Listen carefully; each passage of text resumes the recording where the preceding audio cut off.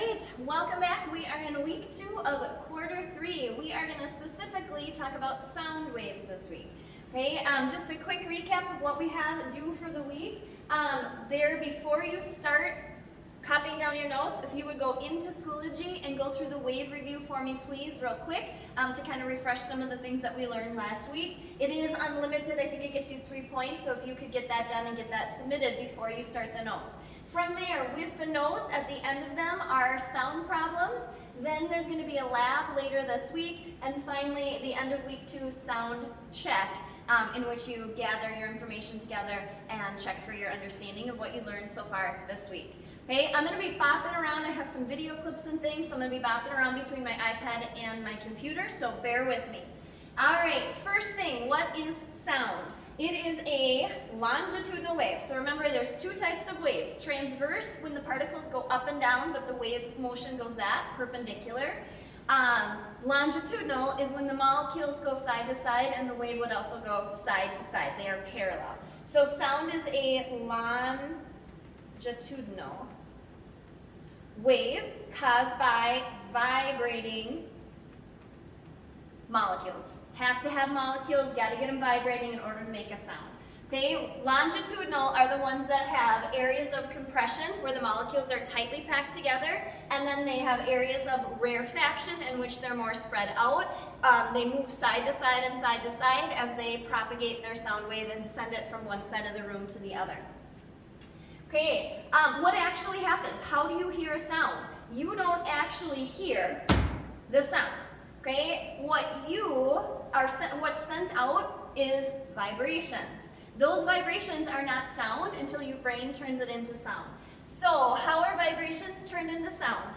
Your ears collect, so I make vibrations by hitting my hand against the table. Those vibrations slowly work their way outwards through the air into my ears. They collect them, the eardrum and the ear bones start to vibrate. That vibration sends signals to your brain turns it into sound.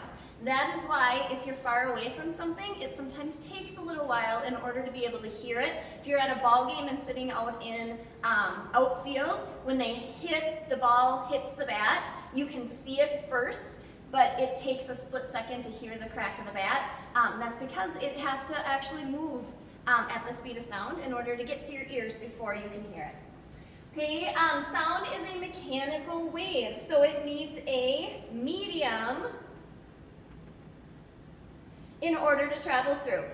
Most of the time it travels through air to get to our ears. It can also travel through water, like sonar, they send down sound waves, metal, things like that.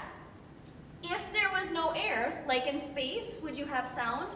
The answer is no. You have to have those air molecules vibrating in order to pass the sound. You have to have something out there. So all those movies where you see all of these big explosions, hear them and see them, first, there'd be no explosion because there's no oxygen in air. And you wouldn't be able to hear it anyways because the sound would not be able to travel to you if you were out in the middle of space.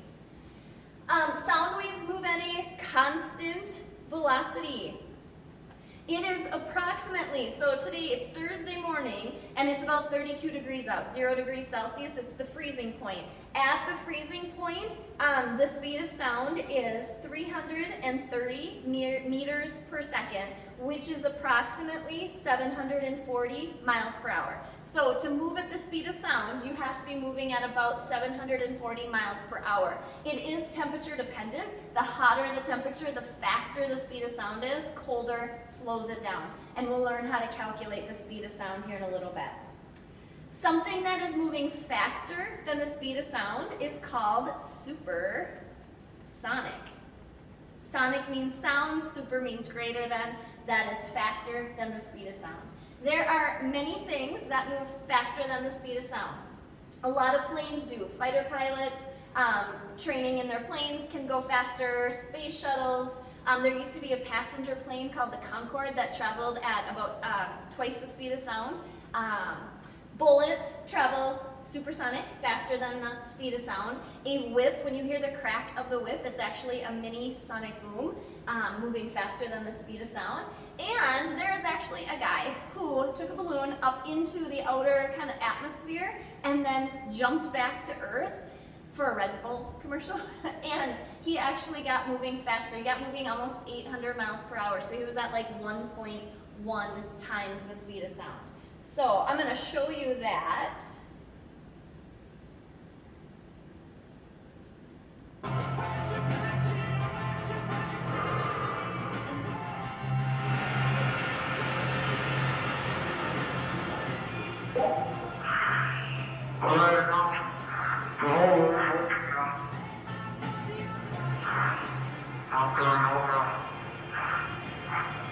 And he just jumps up.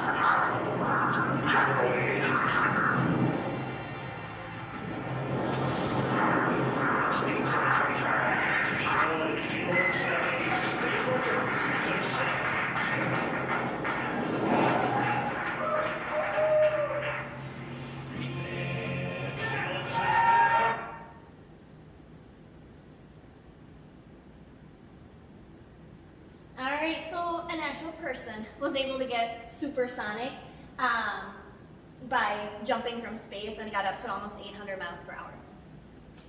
The speed of sound is referred to as Mach. So if you're going just the speed of sound, it is Mach 1. If you would be going twice the speed of sound, it is Mach 2. If you are traveling 5 times the speed of sound, it would be Mach 5. There is a pressure wave. In order to get through, break through the speed of sound, there's like a pressure wave that you have to break through, and it creates a loud noise. That loud noise created when an object travels faster than the speed of sound is called a sonic boom. The first person to break the sound barrier happened in 1947 in a plane. His name was Chuck Yeager. He was actually a World War II fighter pilot, flew in tons of, shot down a whole bunch of German planes in World War II. And then he came back and started working with the Army in order to try to break the speed of sound. So he did that for the first time in 1947. He then went on to start training astronauts in NASA in order to make the first trip out into space. So he worked on that too. He actually just died about 2 months ago at the age of, I think, 97. He was on Twitter up until that point. So you can, I think his wife still tweets under his name, so you can find him on Twitter if you would like to. The loudness of sound is measured in decibels, which is abbreviated dB. So if you look on a stereo and you see dB, it's telling you the loudness measured in decibels. All right, so those are some kind of vocab terms to go with it and some basic knowledge. Moving into thinking back on frequencies, the number of waves per second is measured in hertz. Our human species can hear approximately 20 to 20,000 hertz. Okay, we did a hearing test last week. You were able to see if you could get all the way up to 20,000. Most people kind of cut out at about 17, 18, 19,000. Okay, there are a couple of different categories for hertz. The first one is infrasonic. If an object is less than 20 hertz, so less than 20 waves per second, it is called infrasonic. These are things that we cannot hear because they are too low. It's like a rumbling, like volcanoes and earthquakes make noises that we can't always pick up because they're lower than the frequencies that our ear can hear. In our frequency that we can hear is called audible, 20 to 20,000 hertz. Anything we can hear is called audible. And then when you get something that is higher, greater than 20,000 hertz, so it has more than 20,000 waves per second, then it is called ultrasonic. Okay, a dog whistle. Dogs can hear in a greater register than we can, more hertz, so they can hear a higher pitched noise than humans can. An actual ultrasound, when I went and had babies, they give you an ultrasound. They're actually sending down sound waves of greater than 20,000 hertz. It bounces off the baby, comes back up, they collect them and can use it to draw a picture of the baby. Bats, dolphins, mice, frogs, lots of animals can hear or make noises higher than what we can hear in the ultrasonic range. Okay, moving into what things affect the speed of sound. There's going to be two things. The variables that affect the speed of sound are the medium what it's traveling through, and the temperature, how hot it is. All right, medium. Sounds travel faster in solids than in liquids or a gas. The reason is because in a solid, the molecules are closer together. So molecules closer together, which if they're closer together and they have to vibrate and bounce off of each other, they can run into each other faster, which then spreads the sound faster. So spread sound faster. So the closer together they are, the quicker that they run into each other, the faster they can spread the sound from one place to another. The other variable that affects the speed of sound is temperature. As the temperature increases, as it gets hotter, the speed of sound also increases. And that is because, just remember back to chemistry, the hotter something is, the faster the molecules move. The more kinetic energy that they have, the faster they move, the faster they're going to spread out, and the faster they're going to spread sound from one place to another. So molecules move faster when hotter because they have more kinetic energy. They have more motion, they're moving faster, and can spread out faster. This is going to be the equation that we use to solve for the speed of sound. So V is going to be the speed of the sound. We take what it is at 0 degrees Celsius, so 330, and then to that number we add the temperature in Celsius, whatever degree Celsius it is, we multiply it by 0.6. Okay, so we do that first and then add it to 330 in order to determine the speed of sound. Okay, if you have a Fahrenheit temperature, like here in the weather, it gives it to us in Fahrenheit, we have to be able to convert it to Celsius. So whatever the Fahrenheit temperature is, you put it right there, you subtract 32 and then divide by 1.8. It's not a simple conversion, just adding or subtracting something, you have to use that equation to do it.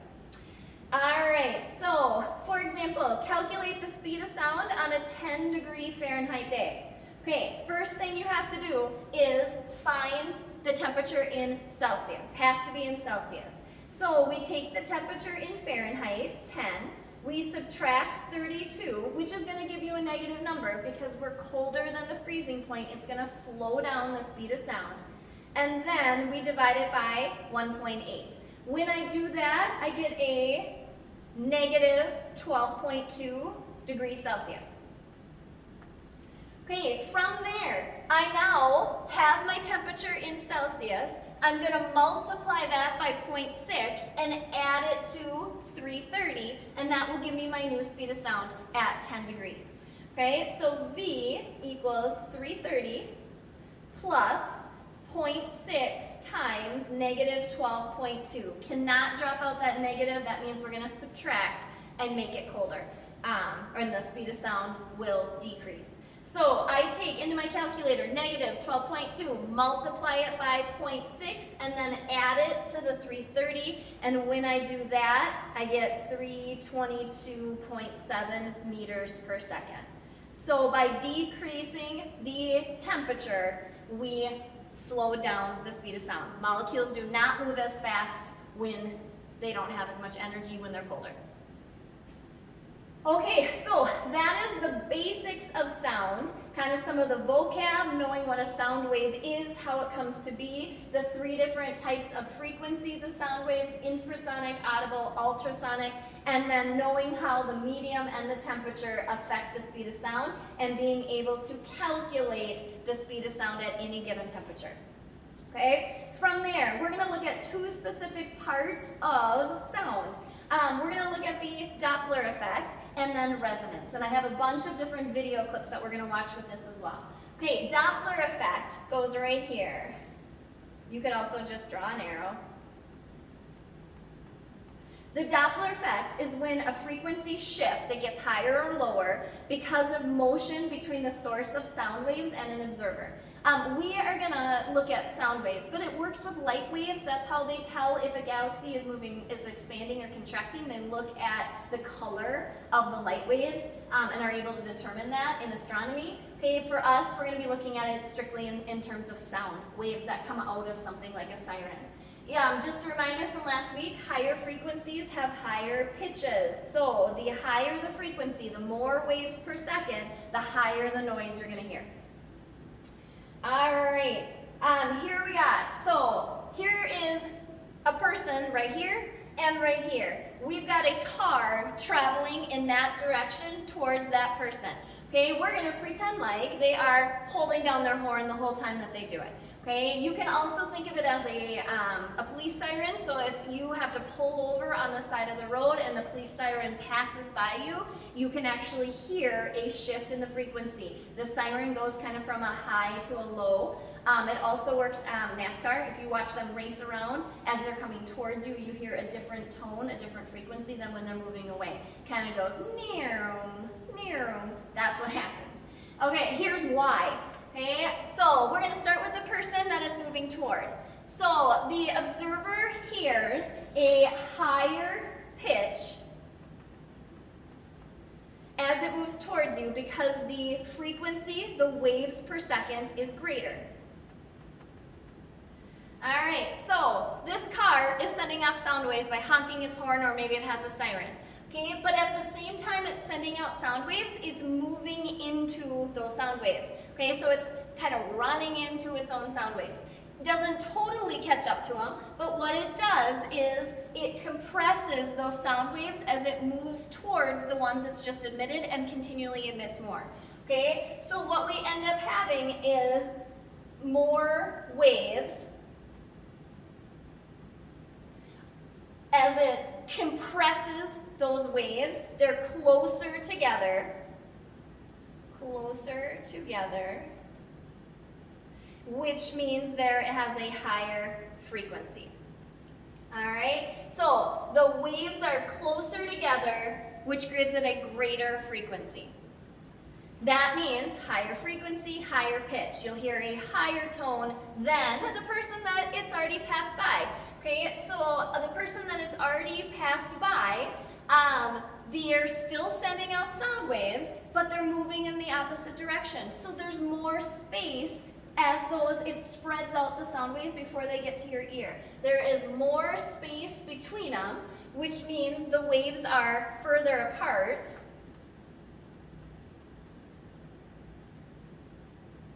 Which means it has a lower frequency. You will hear a lower pitch as it moves away because the frequency is lower.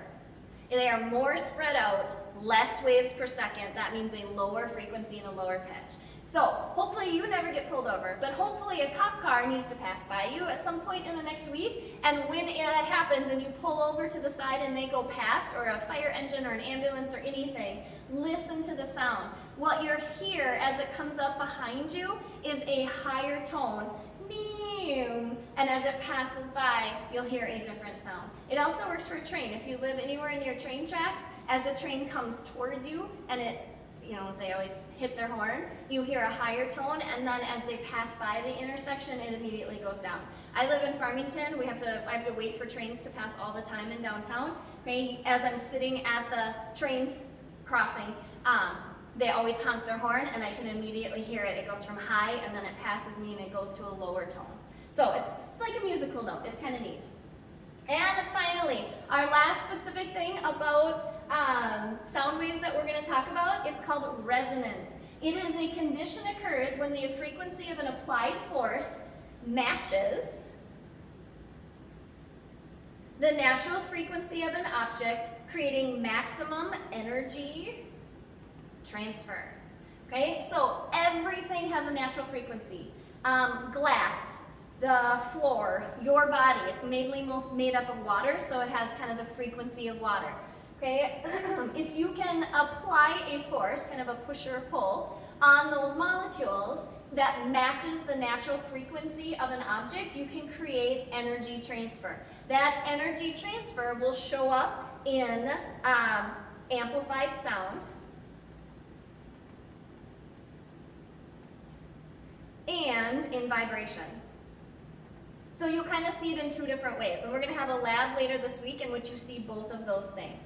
Okay, I watched an episode of Mythbusters, and they talked about resonance, and they tried to get somebody to sing and break a wine glass by matching the tone of their voice to the actual frequency of the crystal. Okay, and what they called resonance, it is the frequency that most efficiently turns sound waves into physical motion. Okay, so it's the same idea, but each thing has a natural frequency. If you can find that frequency, it will turn it into vibrations, and it will amplify sound behind it. Okay, I have a couple of examples of this. The first one, and I kind of need to do this on the table, so we'll see if you can hear it here. If you can sing and break a wine glass, I'm going to show you a kid on YouTube who can. I cannot do that. But what I can do is I can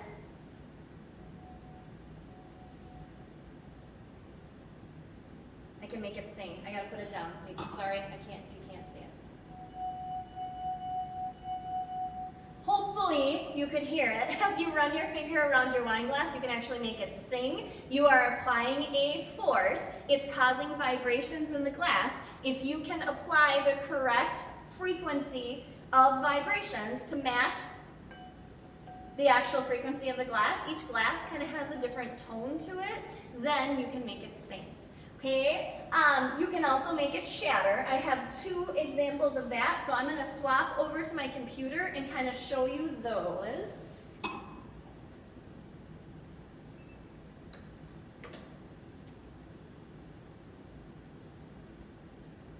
All right, this is going to be on Lexus commercial. They claim that their exhaust has the natural frequency of this wine glass, and it causes it to start vibrating. So in resonance, it starts to vibrate, and then it shatters it when it matches that natural frequency.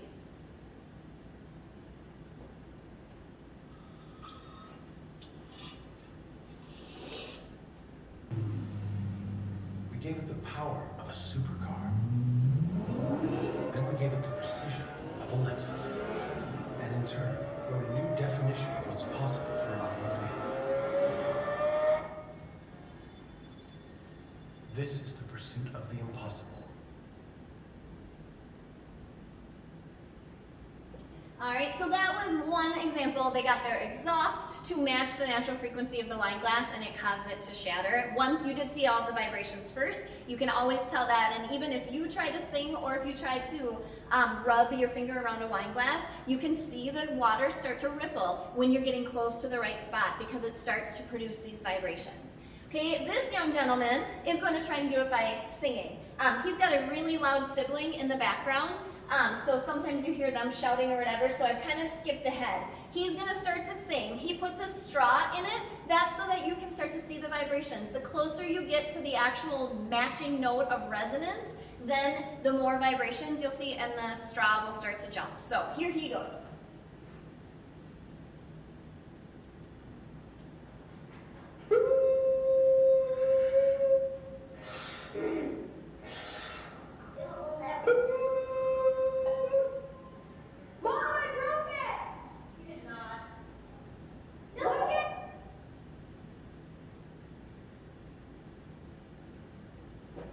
Alright, so he got that to work. Most people, I've seen people on YouTube that do it for a long, long time and never get it to work. Mythbusters actually did it. There's an episode on this, and it took them a lot of time in order to get to work. So if you try it, most likely you won't get it to work, but it does occasionally if you can get that tone to match. Use a straw so you can see the actual vibrations in the glass. All right, our last example. This is the Tacoma Narrows Bridge. It is in Washington State. It went over Puget Sound, and it opened up in like 1940. Immediately when they had gusts of wind, it started to kind of shake. So they named it Galloping Gertie. So people would drive over this, and the bridge would be shaking and moving kind of like this. Okay, one day the actual frequency of the wind matched the natural frequency of the bridge structure, and it caused it to start shaking. And once it got started shaking, it just couldn't stop, and it continued to amplify it, and those vibrations got bigger. And after about 30 minutes or so, it just can't withstand, the structure could not withstand it, and it collapsed. So it's an extreme example of resonance, but it's one I wanted you to see as well. All right, so here it is.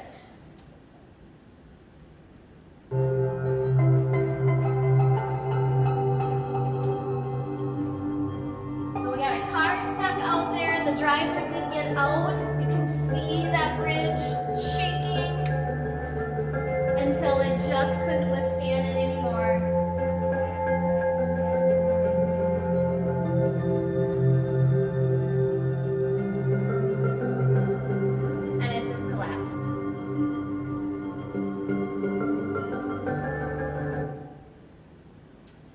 Alright, so that's it for the sound notes. As you go into the sound problems,